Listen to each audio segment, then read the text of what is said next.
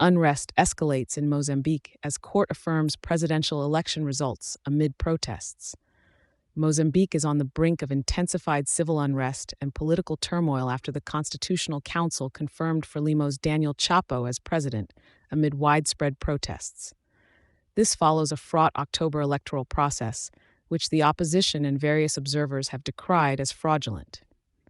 Despite gaining official endorsement, Chapo's victory has plunged the nation deeper into crisis, with opposition leader Venancio Mondlane advocating for a national shutdown.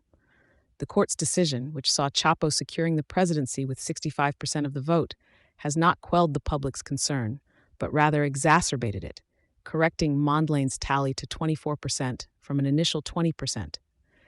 Analyst Tertius Jacobs elucidates that intensified protests are imminent, particularly targeting the Lebombo border post, a critical point for South African trade.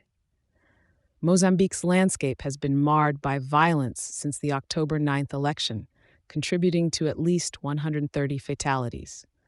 Protesters, fueled by claims of election tampering, have begun barricading roads and impeding traffic, which is likely to continue, potentially hamstringing trade and transport routes for an extended period. The unrest has broader implications for regional stability, particularly impacting South Africa, which depends heavily on Mozambican routes for crucial resources like food and energy. In response, South Africa's Minister of International Relations and Cooperation, Ronald Lamola, spearheaded a delegation to Mozambique, seeking solutions to alleviate the disturbances at major border posts. Internationally, the situation has drawn concern, with U.S. security officials reportedly joining discussions to address the potential ramifications of sustained unrest.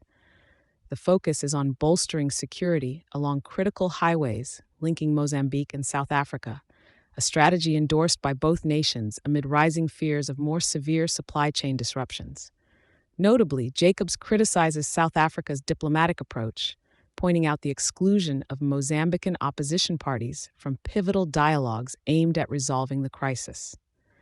This oversight could undermine efforts to achieve lasting peace and stability, reflecting a broader regional reluctance to engage comprehensively with all political stakeholders. Jacobs further argues that unlike past political concessions, current opposition parties in Mozambique are unlikely to accept superficial compromise deals, pressing instead for substantive structural changes. This stance makes any potential power-sharing arrangements particularly challenging, given Frelimo's long-standing control over Mozambique's political spectrum.